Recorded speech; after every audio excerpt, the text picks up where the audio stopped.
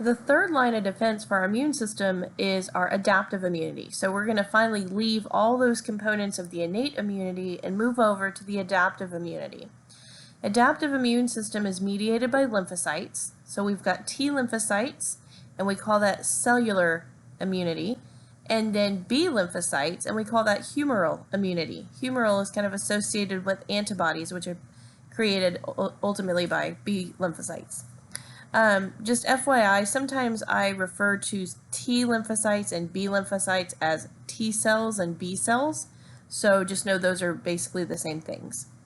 So the lymphocytes generate a response against a pathogen, and it's very specific against that particular pathogen.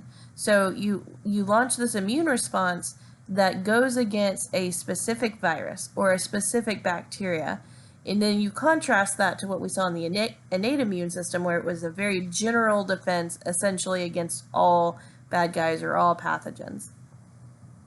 So because it's working to create new cells that defend against a specific pathogen, it takes some time for this response to develop and become active.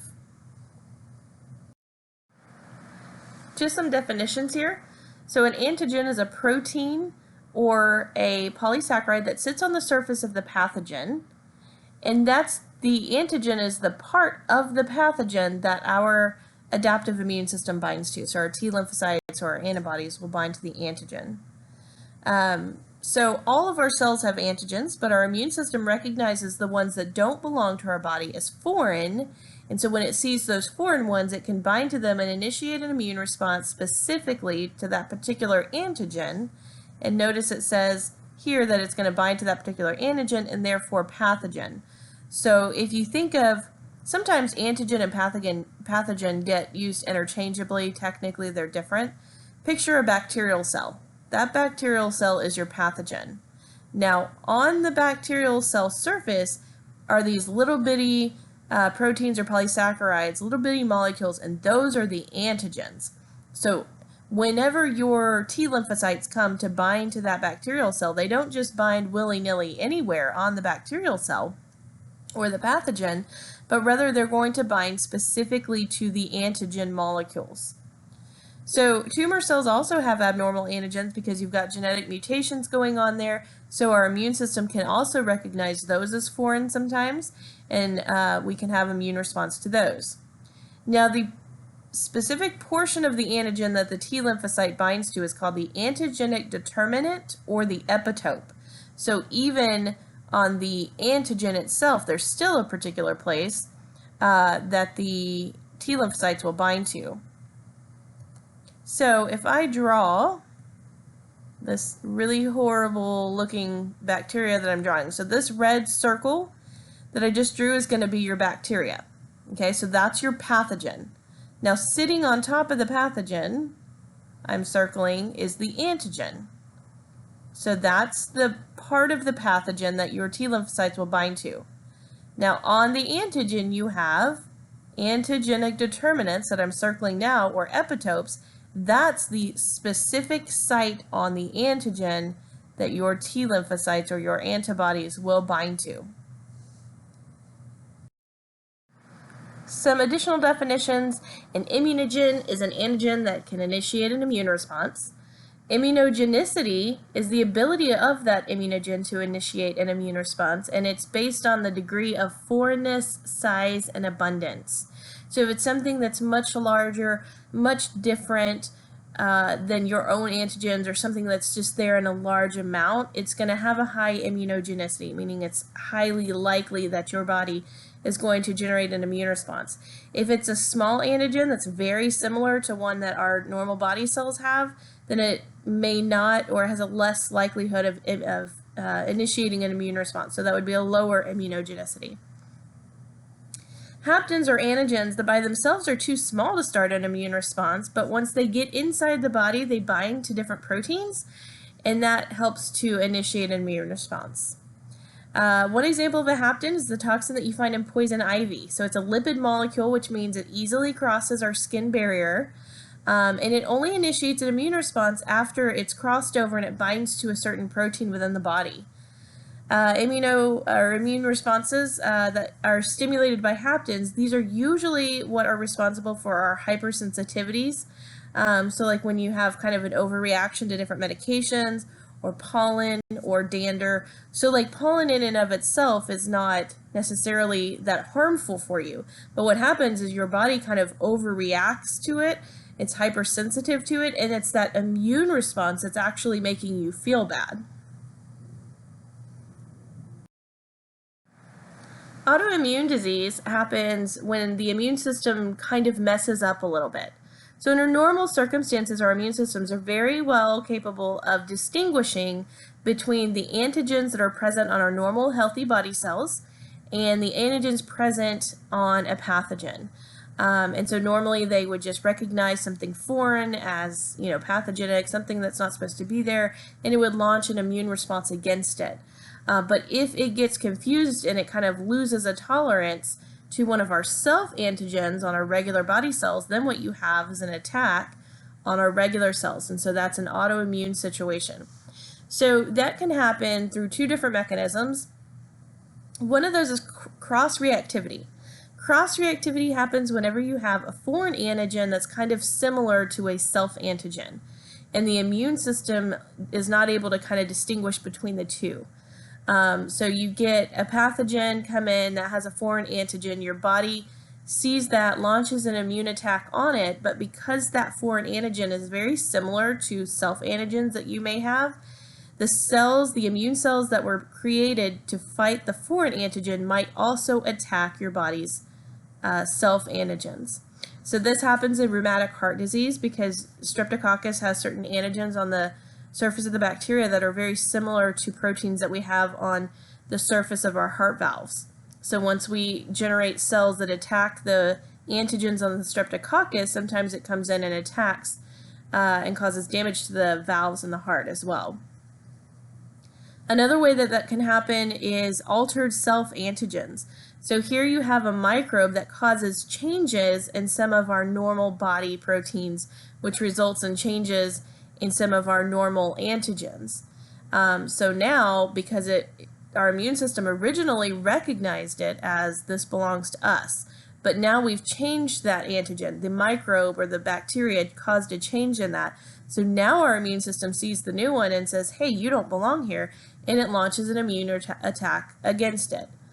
So that's one of the theories that is behind diabetes that we think might cause the destruction of those beta cells, is that you get changing of some of the antigens on the beta cells in the pancreas, and so our immune system attacks it. And then with the damage of those cells, then they can just no longer produce insulin, and that would lead to type 1 diabetes. Let's look at the structure of our lymphocytes. So each of our B lymphocytes and our T lymphocytes has this receptor complex on its surface. It's a combination of different proteins that recognize specific antigens. So it's called the B cell receptor for the B cell. You see that here. And the T cell receptor for your T cells. Okay, so that's how an immune response that's specific to a particular pathogen is initiated, because we have these receptor complexes that can recognize particular pathogens. The B cell receptor on your B lymphocytes can bind directly to the antigen on the foreign cells. The T lymphocytes have these co-receptors on there. So if you look at this T lymphocyte here and you see this circle where it's zooming in, you can see this TCR, which is T cell receptor, and then this light blue hook is your co-receptor. The co-receptors only recognize the antigens after it's been presented to them by another cell. So that kind of probably sounds a little funny right now. We're going to go through the process of antigen presentation. But kind of for starters, just know that the B cell receptors can bind to antigens on the foreign cells directly. T lymphocytes have co-receptors that can only recognize antigens after it's been presented to them by another cell. We've got two types of T lymphocytes. We've got the helper T lymphocytes, otherwise known as helper Ts or helper T cells. and the cytotoxic T lymphocytes, otherwise known as cytotoxic Ts. The helper Ts help to activate the B cells, or the B lymphocytes, because they have that specific co-receptor on their surface that's called CD4. So I said the T cell receptors have a co-receptor associated with it. If you're talking about a helper T cell, that co-receptor is called CD4. Sometimes you'll hear people call them CD4 cells when they're talking about a helper T cell. Now, the cytotoxic T lymphocytes, what they do is they release chemicals that are toxic to the cells that results in their destruction. And they can do that because they have their co-receptor. Now, their co-receptor for the cytotoxic Ts is called CD8. Okay? So I always kind of try to remember that because you've got two kids, you have a 4-year-old and an 8-year-old. Your 4-year-old always wants to do what? They always want to be a helper. So CD4 is the helper Ts. Those 4-year-olds always want to help, even when they're not very much help. By the time you have a kid that's 8 years old, they have a pretty toxic attitude. So cytotoxic Ts, CD8, that's kind of how I try to always keep those in my head. So, and then you can see the little cartoon here. The helper T is just kind of helping out. He's like, hey, I saw the guy. He's over here. Come get him. But the cytotoxic T, he's the one that can actually do the action. He's got chemicals that he can use to kill the infected cell. Okay, so let's look at antigen presentation a little bit. So these foreign antigens, they have to be presented to the T lymphocytes by another cell. So any cell other than the pathogen itself. So for the T cell to quote unquote see the antigen, like it will just kind of fly on by it if that antigen isn't specifically shown to the T cell by another cell. So this can be done by any cell in the body except for erythrocytes. It has to be a nucleated cell, or by an antigen presenting cell, or an APC. So antigen presenting cell, that term I always think is a little confusing. What it means when you specifically say antigen presenting cell is it's an immune cell that presents the antigen. So it's some type of cell that it was already part of the immune system. It's an immune cell. And when it's the one that presents it to the T cell, it's called an antigen presenting cell. But it can also be done by any other nucleated cell in the body. Basically anything except red blood cells can also do it. Those are just not specifically called antigen presenting cells. So your antigen presenting cells could be dendritic cells, macrophages, B cells. Again, any kind of cell that was already kind of a component of the immune response or immune system. If it's the one that's presenting the antigen, it's called an antigen presenting cell. Okay, so these presenting cells, whether it's an antigen presenting cell or any other nucleated body cell, they present the antigen through these specialized transmembrane proteins called the major histocompatibility complex, or MHC. There's two classes of MHC. You have MHC class 1. These present antigens from all nucleated body cells. So every nucleated body cell has an MHC class 1 on it. But then you also have MHC class 2, which presents antigens from just those antigen presenting cells. Which means if you're talking about an antigen presenting cell, it's going to have MHC class 1 and 2. It has class 1 because it is a nucleated body cell. It has class 2 because it was originally an immune cell anyways, which classifies it as an antigen presenting cell. So here is an infected dendritic cell. So this would be an antigen presenting cell. This right here is major histocompatibility complex, and this is the antigen. So he's basically holding it out there, communicating with this T cell, saying, look, here is this antigen, and the T cell can see that using its co-receptors. And so this is like the process of antigen presentation. The other cell has to kind of physically show it to the T cell before the T cell kind of opens its eyes and says, aha, I will be on the lookout for these. So here's the specifics of it. MHC class 1 antigen presentation happens in all of our nucleated body cells. The MHC itself, that glycoprotein molecule itself, is synthesized within the cell during normal synthesis process. So, in a normal healthy cell, this is the process. I'm just going to kind of read it to you. So before the transport of the MHC to the plasma membrane, so the first thing that happens is we undergo normal transcription and translation to create this MHC protein. Before it goes to the plasma membrane, which is where it's going to kind of set up camp, peptide fragments, or pieces of broken down proteins, randomly bind to the MHC molecule. So there's a whole bunch of stuff going on in the cell. And we can pick up these little protein pieces, and it attaches to the MHC molecule. Those are your quote-unquote self-antigens. Those are normal protein particles that your body would have anyways, because they're part of your proteins. They're just little peptide, little bits and pieces of it. And so they get onto the MHC molecule, and then so when the MHC1 molecule with its attached peptides or antigen get exposed onto the surface of the plasma membrane, the body recognizes it as self, and no immune response will be generated. So we basically make this MHC molecule, and then we send it out to the plasma membrane. But as it's traveling through the cell to get to the plasma membrane, it will pick up little cellular fragments of the proteins that are in your cell. Now, assuming that's a healthy cell and the only protein fragments that we have in there are your normal healthy protein fragments, then when it gets out and exposes that on the plasma membrane of the cell, your immune cells will just kind of fly on by and not really notice anything because everything there is good. Now, look down here. If you have an infected cell, so we've got a cell, let's say it's been infected by a virus. Well, now, what kind of things do we have in our cell? We have all of those normal healthy proteins, but we'll also have some viral proteins in there because that's how our virus works. It basically uses our cellular machinery to make more of itself. Okay, so proteins of an intracellular infectious agent or a viral protein, those will get broken down, and then you'll get those peptides or protein fragments binding to the MHC1 molecule.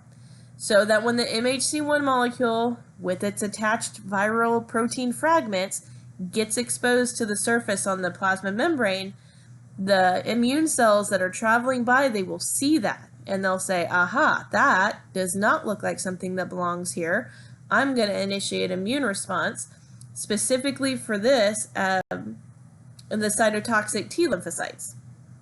So MHC class 1 is specifically going to initiate a response of the cytotoxic T cells that will then go on to destroy that particular cell. For MHC class 2, these are, again, only expressed on those immune cells or the antigen-presenting cells. Presentation of the foreign antigens on the MHC2 molecules occur after the immune cell has engulfed the foreign particle. And then from there, it can get some of those fragments to display on the MHC molecule. So this whole large cell is any kind of antigen-presenting cell. Let's say it's a dendritic cell. It's going to phagocytize this bacteria. So it phagocytizes the bacteria. This is a phagosome. It's going to fuse with the lysosome to make a phagolysosome, where it's going to basically destroy the fragment or destroy the bacteria, so you have these little protein fragments. Then here's your MHC class 2 molecule.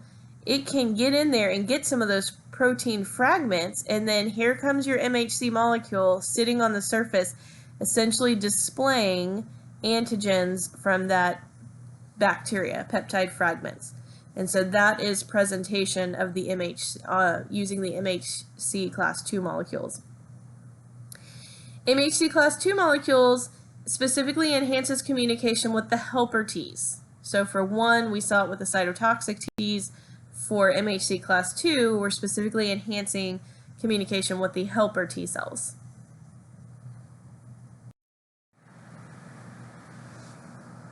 And then this is just kind of that same thing. The key thing right here is down here. CD4, which are your helper Ts, interact specifically with MHC class 2, CD8, which are your cytotoxic Ts, interact specifically with MHC class 1. And you can see this all up close and personal. Here's a MHC molecule presenting this antigen to the T cell receptor, and you've got your co-receptor, either CD4 or CD8, sitting right there next to it.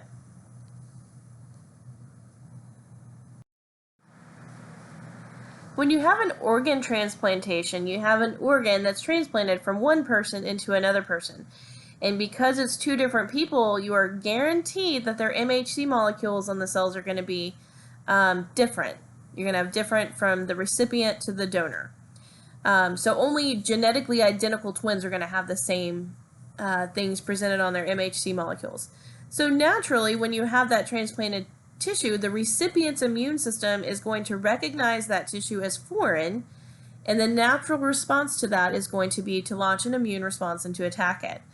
So anytime they do an organ transplantation, they have to suppress the recipient's immune system sufficiently so that it kind of quiets down the immune system and so it doesn't launch an attack on the transplanted tissue, so that that tissue can have an opportunity to thrive within the body.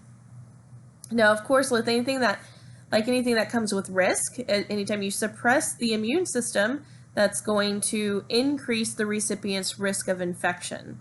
And so another thing is if you have any undetected tumor cells that might otherwise be cleared out by the immune system, if the immune system is suppressed, it gives those cells an opportunity to thrive, which of course we don't want. This is just kind of a catch-me-up slide to kind of look back from where we started in this chapter to see where we're at now. So we have the formation of lymphocytes in our bone marrow, okay, and then they go to our thymus where they get mature. After they're mature, they kind of come out into circulation and they take up residency in our secondary lymphatic structures. So we've got our lymph node and our spleen and our tonsils here. Now, when we have some pathogen come in, what we're going to do is we're going to activate those lymphocytes that we're storing in our secondary lymphatic tissue. So that's where we're going next, is to the activation of the lymphocytes. So what actually happens when we need to launch this immune response against something? Clonal selection and antigen challenge. So when a T lymphocyte encounters that antigen, what it does is it makes a bunch of copies of itself. So we now have a T lymphocyte that can recognize a particular antigen, and so it starts to just multiply and multiply. So we get a whole slew of those, kind of like building up an army of defenders against this particular pathogen. So that's called clonal selection. When it makes multiple copies of itself, that's called clonal selection. Now, the very first encounter that the T lymphocyte has with an antigen is called the antigen challenge. And usually that takes place in the secondary lymphatic tissue because that's where the T lymphocytes tend to be stored. Which secondary structure depends on how the pathogen got inside the body. So typically, if it gets in through the blood, it's first going to be picked up in the spleen. If it gets in through skin penetration, like we saw with the kid on the skateboard back in the first part, it's probably going to get detected in the lymph node first. And if it comes in through the mucosal layer, so maybe the respiratory tract, the GI tract, or the urogenital tract, it's either going to be hit the tonsils first, or maybe that mucosal associated lymphoid tissue. So either way, you're going to have that antigen challenge, which is the first time that the antigen makes contact with the T lymphocyte in that secondary lymphatic tissue. And then from there, the T lymphocyte is going to undergo clonal selection, where you make multiple copies of T lymphocytes that can detect that particular antigen.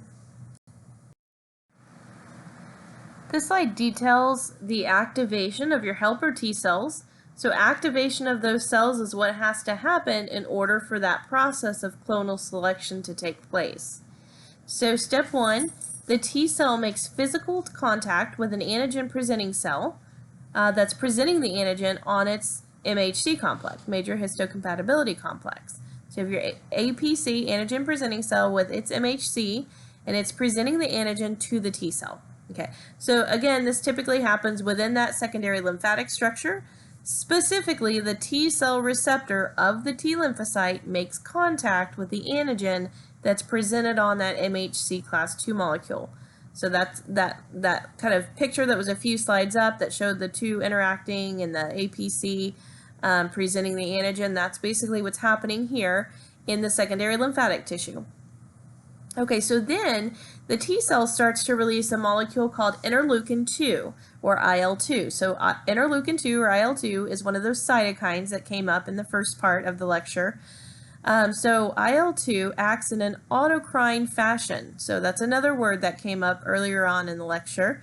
Autocrine meaning this specific cell releases IL-2, and then the IL-2 comes around and activates a receptor on that same cell. So it's working in an autocrine fashion, and the IL-2 further stimulates the T cell. When I say it further stimulates, it basically is promoting the replication of this cell. So we're going to, again, replicate, make all these clonal copies of it. So the T cells will proliferate, which means to reproduce, and it makes all of these clonal copies of themselves, which is basically the T cells that have that exact same T cell receptor, which means you're going to have a bunch of T cells that can recognize that exact same antigen. So some of those will be active helper Ts, so they're going to work to curb this infection right now, and those are going to continue to produce IL-2, but other ones become memory helper T cells. So they're just going to kind of go away and get stored somewhere. But because they are stored and they've already been formed, if this same pathogen comes back later, those memory cells can come out of storage and go to work immediately without us having to go through this whole process again. The activation of the cytotoxic T cells, you're going to have the T cell make physical contact with any nucleated body cell that's presenting the antigen on its MHC. So again, this is normally going to be happening in that secondary lymphatic tissue. Specifically, the T cell receptor of the T lymphocytes is going to make contact with the antigen that's being presented on the MHC1 molecule. The T cell is further stimulated by the binding of IL-2 that's being released from the helper Ts. So just a second ago we talked about helper Ts. When they're activated, what did they release? They release that IL-2. So that IL-2 can work on an autocrine fashion for the helper Ts, or it can come over and stimulate its neighboring cell, the cytotoxic T. So in this case, since we're talking about cytotoxic Ts, we're receiving the IL-2 from the helper T. That's why it's a helper. It's helping the cytotoxic T. And so that IL-2 is going to stimulate the cytotoxic T cells. And so the T cells will proliferate again, reproduce to make clonal copies of themselves. So now we are making a whole bunch of cytotoxic T cells that have a T cell receptor that can recognize this particular antigen.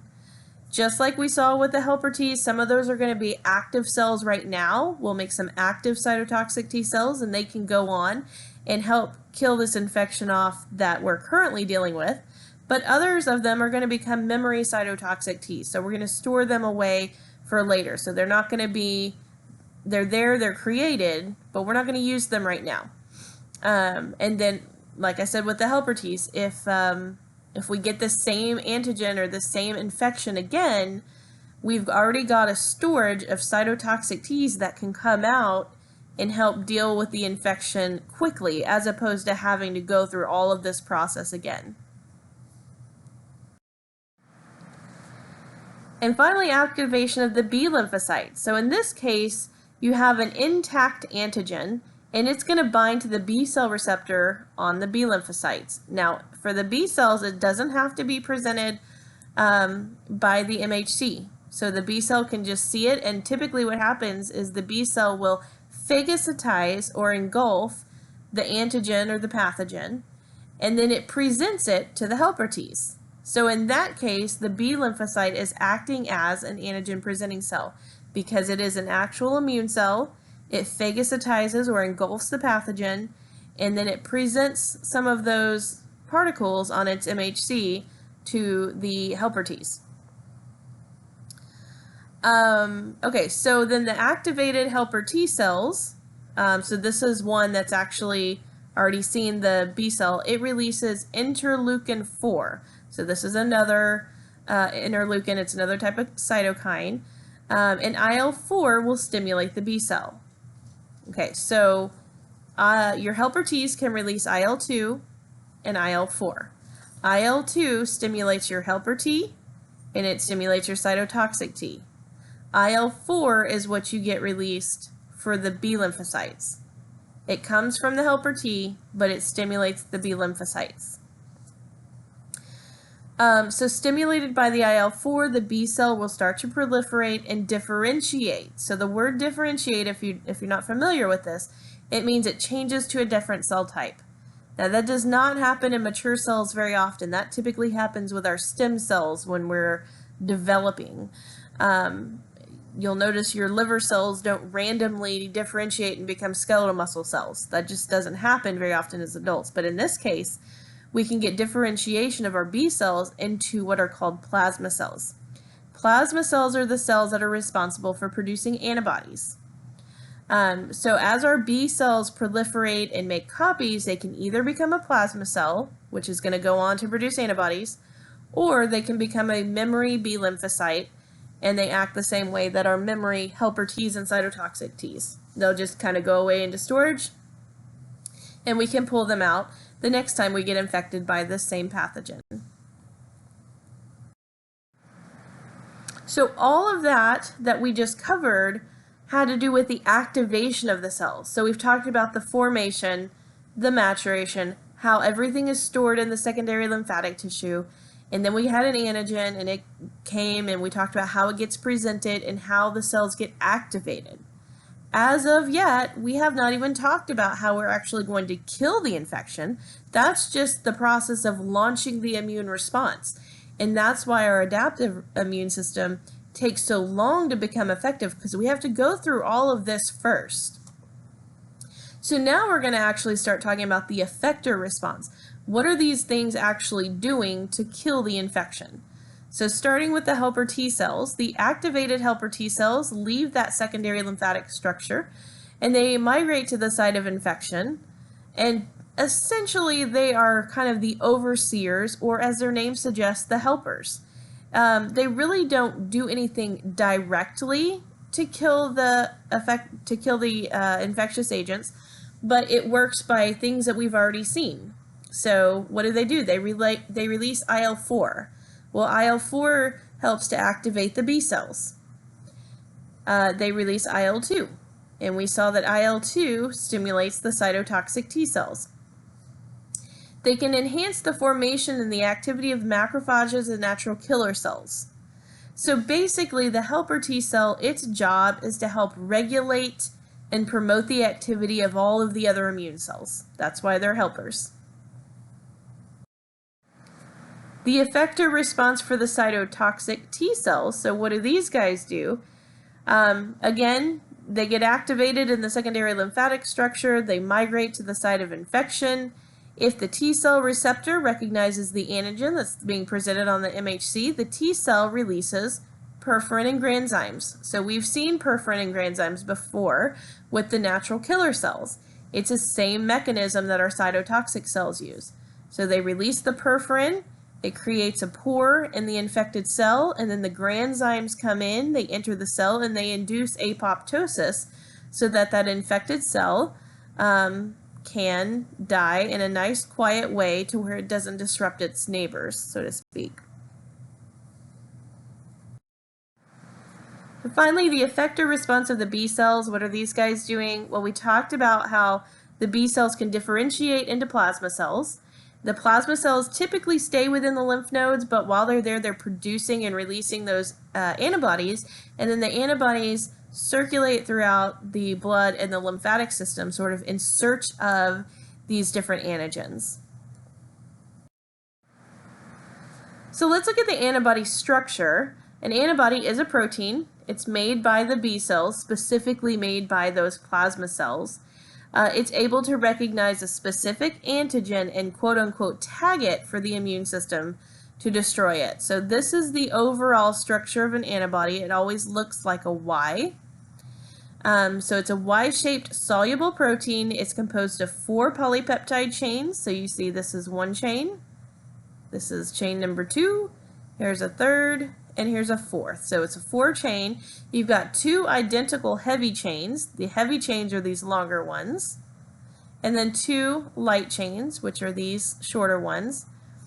And it's got a flexibility kind of at the hinge region, right in this area.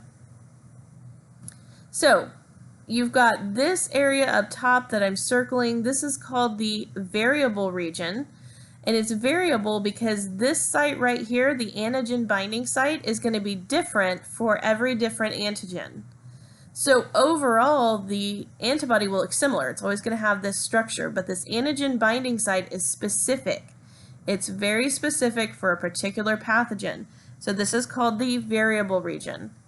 Then you have the constant region, which is this area right here. And that's because this area, we've got a handful of different types of antibodies. You can see those here, IG. So the IG stands for immunoglobulin. So IgG, IgA, IgE, IgM, and IgD. So we've got a few different types, but let's say every IgG has the same heavy chain, or the same constant region. Every IgA has the same constant region. So this region is very conserved. This region is variable because it depends on which antigen you have a specific binding site for.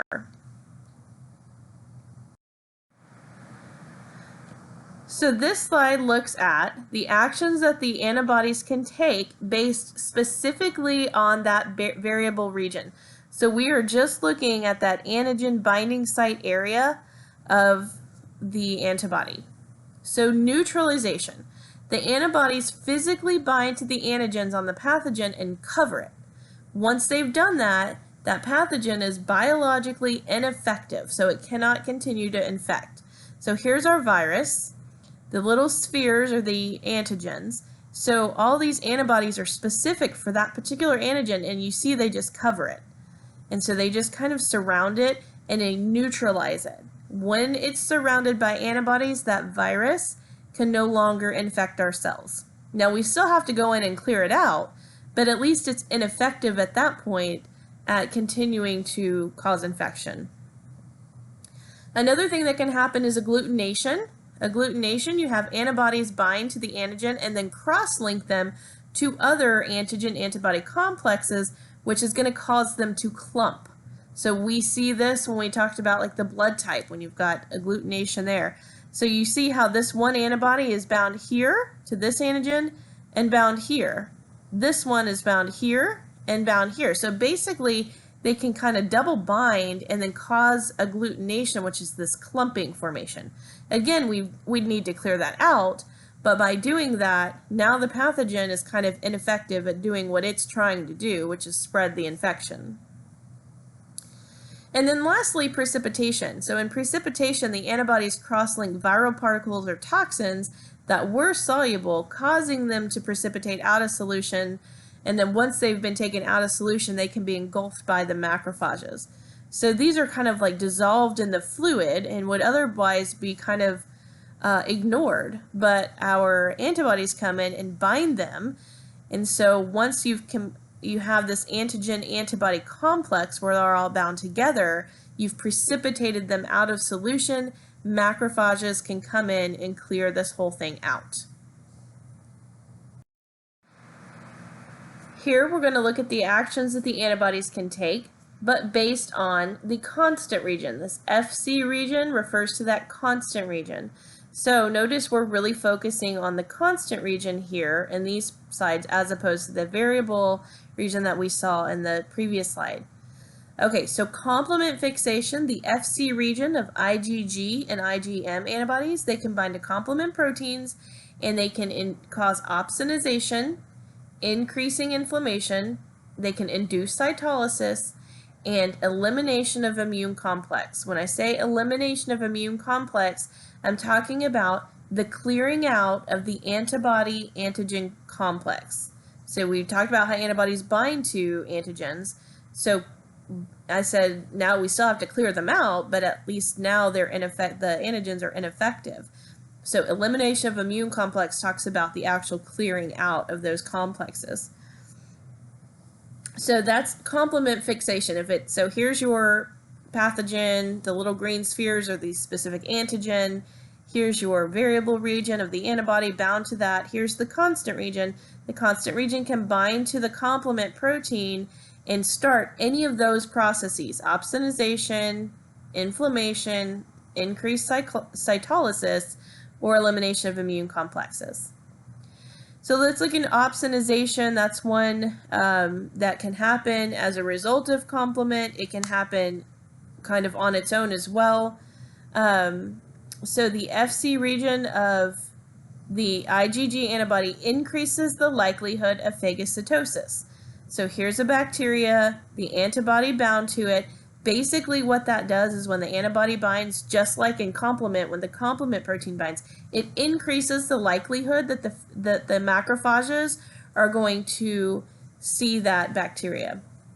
So this is a macrophage that may have otherwise flown past this bacteria, but since the antibodies are bound to it, it's more visible, so the macrophage will come in, it will bind to part of that antibody and start the process of phagocytosis.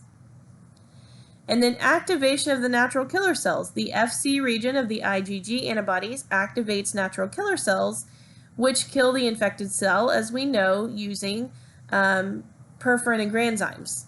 So it's got this long word right here, antibody-dependent cell-mediated cytotoxicity, or ADCC. All that means is that we're stimulating the natural killer cells to do what they do, which is release perforin and granzymes. We're stimulating them to do that by this antibody. So here's our antigen. The antibody binds to it, and then the other antibody can bind, or I'm sorry, the other side of the antibody, the Fc region, can bind to the natural killer cell and stimulate it to start releasing perforin and granzymes to induce apoptosis in the infected cell. So IgG immunoglobulins, these are the major class of immunoglobulins, making up about 80% of our antibodies in our blood. So we're going to find them in most of our fluids: blood, lymph, cerebrospinal fluid, or CSF, serous fluid, and peritoneal fluid. And they have a wide variety of actions: neutralization, precipitation, agglutination, complement activation, opsonization, and natural killer cell activation, ADCC. So if you read these words and you don't know what they mean, they have all been described and explained in the lecture. So you just have to kind of go back and find the right slide and review what those mean. But you should know by now what all of these different effects mean. Here are the other type of immunoglobulins. You have IgM, found primarily in the blood, and its function mostly is in agglutination, as in mismatched blood types. Also has to do with complement activation. IgA is typically located in the areas that are exposed to the external environment, so your skin, your mucous membranes, your tonsils. It's also produced in different secretions, so your mucus, saliva, tears, and breast milk. IgA is really important for protecting the respiratory and the GI tracts. It functions in neutralization and agglutination.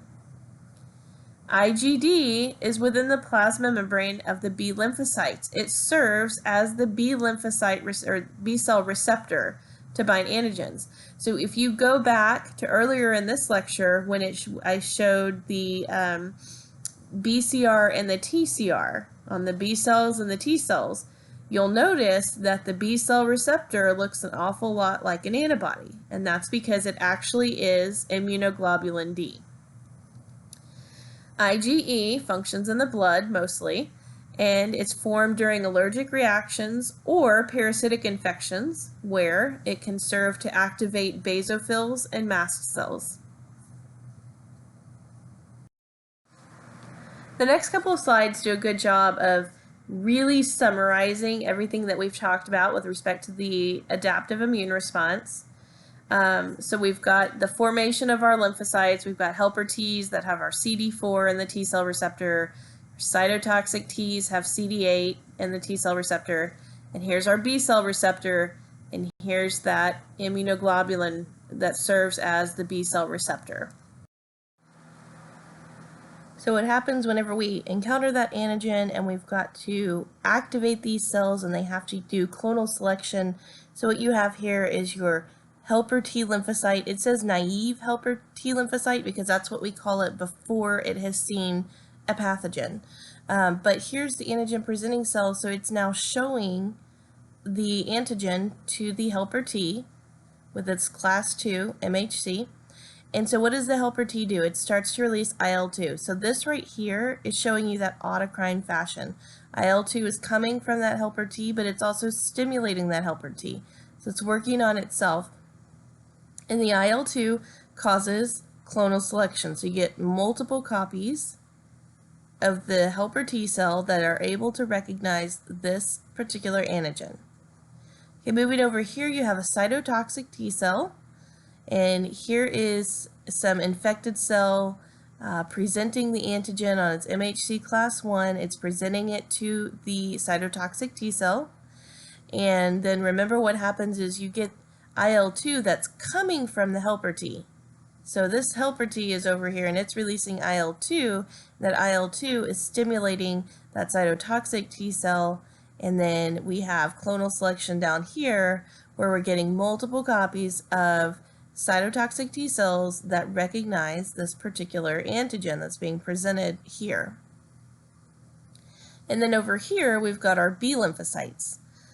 So this B lymphocyte has maybe phagocytized some pathogen, and it's showing that to this activated helper T. So the helper T cell says, oh, okay, you have that particular antigen, and it starts to release IL-4 or interleukin 4, and that stimulates the B cell to do a couple different things. It's going to differentiate into plasma cells, which will then go on to make antibodies against that pathogen. And then it's going to make some memory B lymphocytes as well to store those away.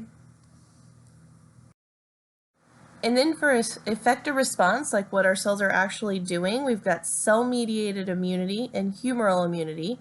Remember, cell-mediated immunity refers to that which is regulated by our T lymphocytes.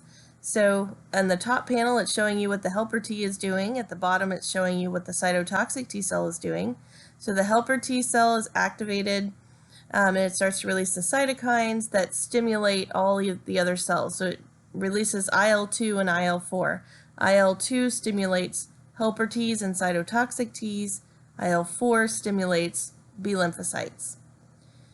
When you have an activated cytotoxic T lymphocyte down here, they release those perforin and granzymes to create the pore and induce apoptosis in the effector cell. in the infected cell. Okay, over here, humoral immunity, and this refers to that which is mediated by B lymphocytes. So it's kind of showing you the antibodies. Here's your antibody here. You've got your variable region. You've got your constant region. And this is talking about things that can happen at the variable region. So we talked about precipitation, how we can kind of precipitate some of those small molecules out of solution, and that allows us to clear them out. Agglutination, when we clump different things together because the variable regions of the antibody are binding to more than one pathogen. Same pathogen, but more than one, so that they clump, like the same type of bacteria, but you can see that there's two different ones, so they start to group up. And then neutralization, where we basically surround the pathogen with antibodies so that they can no longer be infective. And then the bottom panel here talks about the different things that can happen as a result of the constant region. So we have complement. It can bind complement protein. It can undergo opsonization, so it binds to the pathogen, and that kind of cues the phagocyte to come in and phagocytize the whole thing. It can bind to natural killer cells and induce the release of the perforin and granzymes, so that we can induce apoptosis in the infected cell. So each of these things that are shown in these boxes have an entire slide, if not more, further up in the lecture that we've covered. So this is just like a brief overview to kind of help you organize all of that we saw into, okay, here we're seeing the effector response of specifically a helper T or a cytotoxic T or the B lymphocytes. In the slide right before this, it was, okay, here's how everything gets activated, because that part does tend to get confusing for students. So if nothing else, go to that slide above this one and kind of just work through, okay, what's going on with the helper T? It's being shown this molecule on this MHC and it's releasing this, and then kind of get that down and then go back earlier in the notes and then go through the details of it, which I think actually most of the details are in the slide just above this. But anyways, it just helps you kind of organize some of those different slides and pieces of information.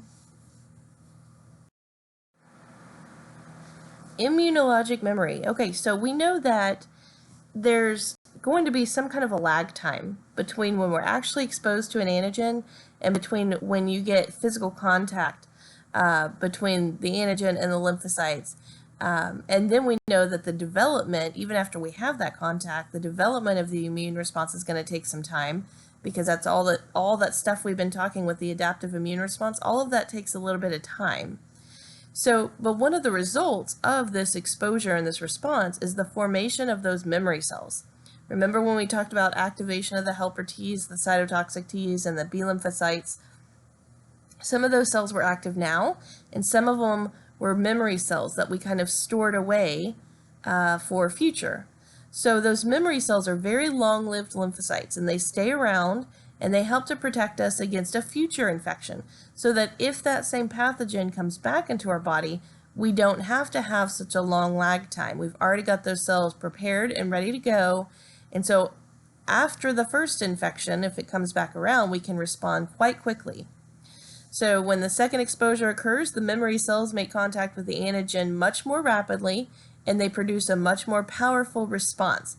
That's referred to as the secondary response. So there's much less of a lag time the second time you've been infected than the first time, because you got to put in all that work the first time to make the cells. Second time, because we made those memory cells, we've already got them ready to go. So in most cases, the memory cells can recognize and destroy the pathogen before symptoms even develop. So a lot of times you won't even know that you were infected. Your immune system will clear it out so quickly if it's the second time around or any time after the first. Okay, so that's a characteristic of adaptive immunity that we take advantage of when we take vaccinations. Let's look at what happens during that primary immune response.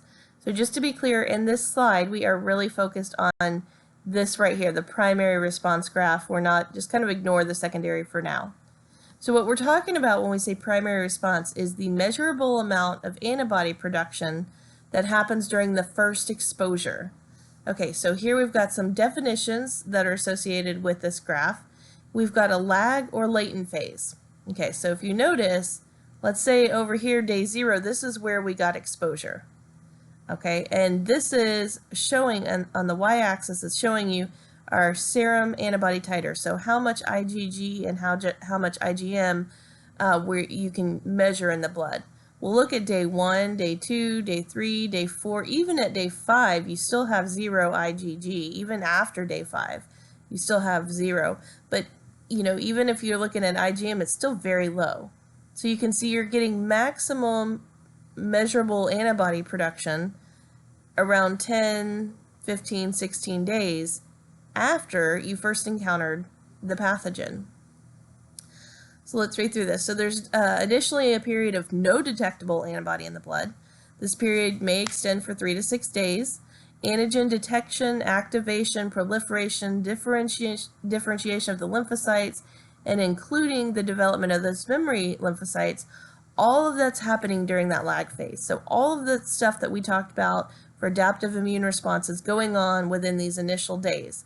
And so you're not going to have antibody production just yet, because you got to have the antigen challenge and activate the antigens, and then you've got to make the plasma cells, and all of that's got to go on in these first few days. And then after we've done all that, then we really start to get the production of those antibodies. Okay, so within about 1 to 2 weeks, plasma cells produce the IgM and IgG, and the antibody titer will peak, and then generally it will go back down over time. So again, this is what happens the first time that you've been exposed to a pathogen. Now, the second time we get infected with that same pathogen, we're going to have a secondary immune response. So here we're looking at this graph right here. The secondary immune response measures the antibody titer, the second time around, or third or fourth, anytime after that first time. And you'll notice the graph looks much different than the primary response. Very quickly after exposure, you have this huge, robust increase in IgG. You can see your IgMs are showing up much more rapidly as well. So we don't really get this extended lag or latent phase. Everything's happening right here early on. And that is primarily due to the fact that we have those memory lymphocytes. We created memory lymphocytes in our primary response the first time we were exposed. So the second time we were exposed, we already have them. We basically are just pulling them out of storage, and they can increase our antibody titer very quickly. So the antibody levels, of course, are rising more rapidly. You've got a greater proportion of the IgGs.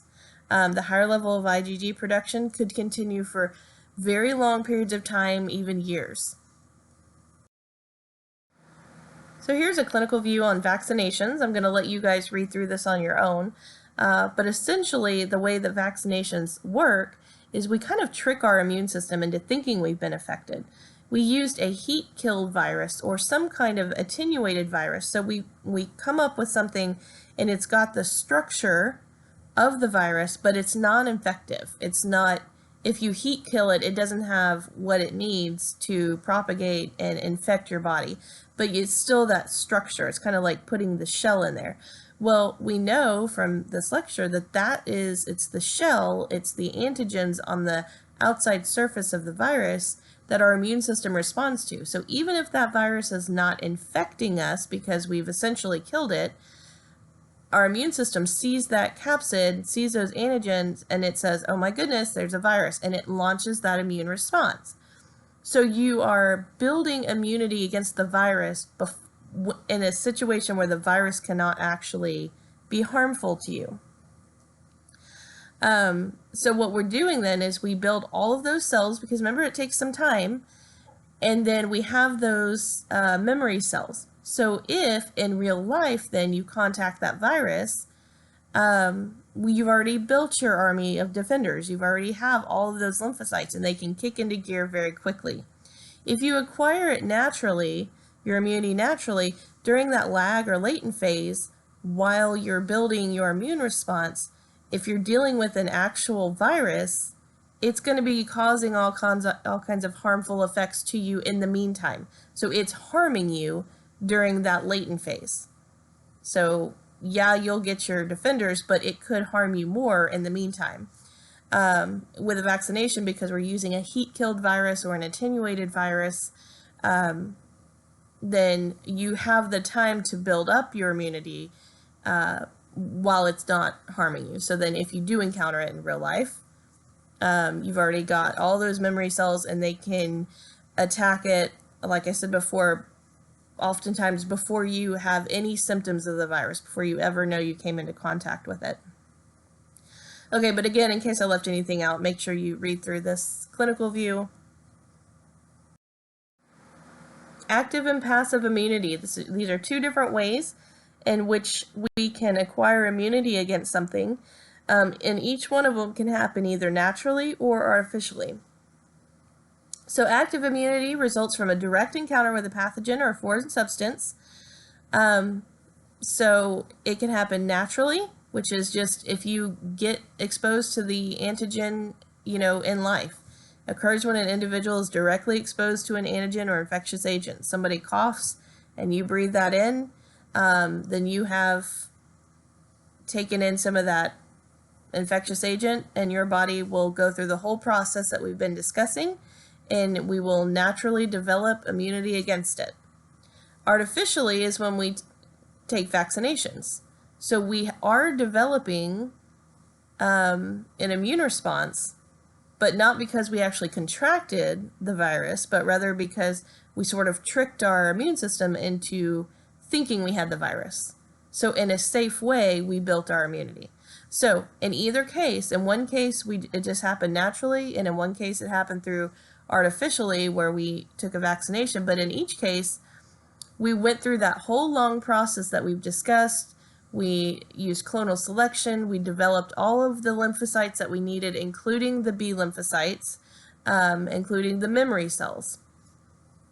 Now, in passive immunity, we're getting some kind of immunity from another individual. And this can be obtained, again, either naturally or artificially. So if it happens naturally, we're usually talking about the transfer of antibodies from the mother to the fetus across the placenta, or from the mother to the baby in the breast milk. So in this case, the mother's providing the antibodies to the baby. So the baby is quite naturally occurring the immunity, but they're just getting those antibodies. They're not getting the actual lymphocytes. They're not getting the memory cells. They're just taking the antibodies. So that is good while it lasts, but should the baby stop breastfeeding, now it's no longer getting them, as opposed to if it happened naturally when the baby would store those memory cells. Artificially acquired passive immunity is when serum containing antibodies against a specific antigen is transferred from one individual to another. So this is not something that happens very frequently. However, it happened during the Ebola crisis, and of course now during COVID-19, you've probably, I'm sure, heard about it when people say, if you have recovered, if you could donate plasma, and here's why. Because if you have recovered from, an infection, that means you have antibodies against it, and in your serum, they can isolate those antibodies and give it to somebody who's battling now, somebody whose body is currently trying to go through the process, but they're really sick in the meantime. If you can donate your serum, which has the antibodies, that can help them curb the infection and get past it quicker. Okay, so passive immunity is basically, essentially, where you're just transferring the antibodies. Naturally, either through the placenta or breast milk, artificially through like a serum transfer. But in either way, in passive immunity, you're just transferring the antibodies. The person receiving the antibodies has not also gone through the process of clonal selection. They're not developing memory cells. They're strictly getting the antibodies. So just a summary of active and passive immunity here in the chart. The key takeaway point is that in passive immunity, we're basically just sharing antibodies from one individual to the other, and that second person, the recipient, is not developing those memory cells. So they're not going to be protected for years to come. In order to do that, you'd have to have the infection yourself and develop your own lymphocytes and your own memory cells. It's good for the time being because they're getting the antibodies. Now, in active immunity, you have encountered the pathogen, whether in a safe way in terms of a heat-killed vaccination, or just a natural, just you caught it from your buddy. But in either case, your immune system sees that antigen and they go through the process of developing all the lymphocytes and all the memory cells. So you would be then protected for years to come.